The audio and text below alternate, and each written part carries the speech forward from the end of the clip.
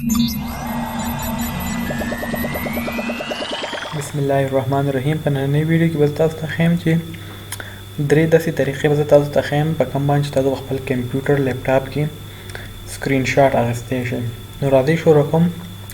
لاولنۍ کوم چې بیسیک طریقه ده زموږ سره سمپلی ستاسو په کیبورډ کې چې کومه ان پرنټ سکرین بټن ده سمپلی هغه تاسو ووهئ. داسې پرنټ سکرین ما ووهو او سمپلی لاړ شئ پینټ کولاو کړئ ما سره او دلته زموږ سره څه کوئ کنټرول وی ما واغستو او دلته مې څه کو پیسټ کړو. دغه سکرین شاټ زما سره ډایرکټ څه شو دلته ایم ایس پینټ راغی زموږ سره او د دې کې نه موږ بیا سمپلی څه کولی شو سیو کولی شو. دا زموږ سره بیسیک طریقه ده کوم چې استعمالیږي د سکرین شاټ دپاره.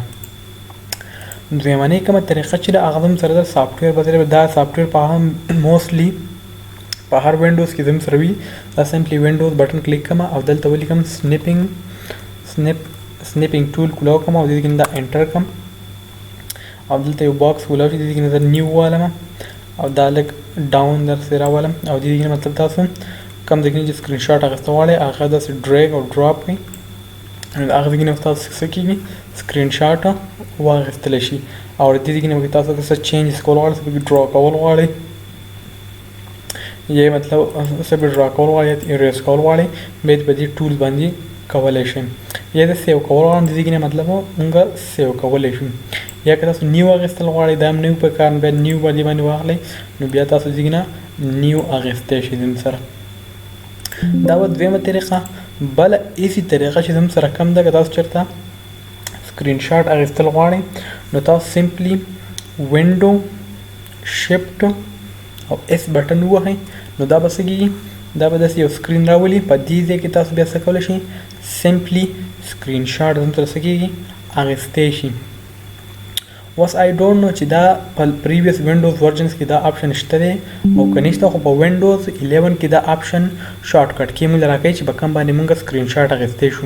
دا شارټ کټ کی ځان سره لږ نوټ کړئ. دا زموږ سره دا وینډو بټن ما پریس ونیول بیا د هغې سره ما شیفټ بټن پریس ونیول او بیا مې څه وکړو ایس بټن مې ولو. نو وینډو شیفټ او ایس بټن به تاسو په یو ځای باندې کلیک والی او تاسو ته به یو سکرین شاټ یو سکرین راشي دغه شانتي.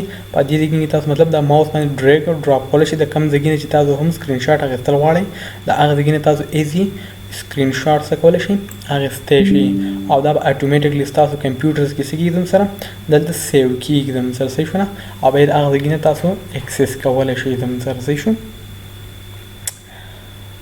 بله چې کومه طریقه ده زموږ سره لاسټ د سکرین شاټ اخیستو هغه هم سمپلی زموږ سره په وینډو 11 کې یو بل خپل بلټن پری انسټال سافټویر راځي کوم ته چې وایي سنیپ اینډ سکیچ.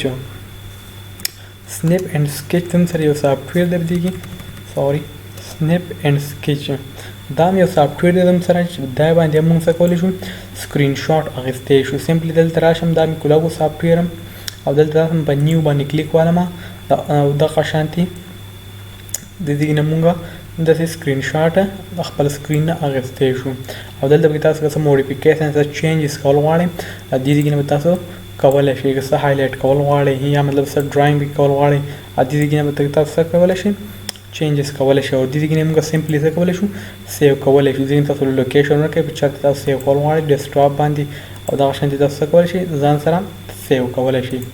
امید کوم چې نننۍ ویډیو تاسو خوښه شوي که خوښه شوي نو ویډیو لایک کړئ او چینل سبسکرایب کړئ. تر نیکسټ ویډیو پورې اجازت راکړئ. د الله په امان.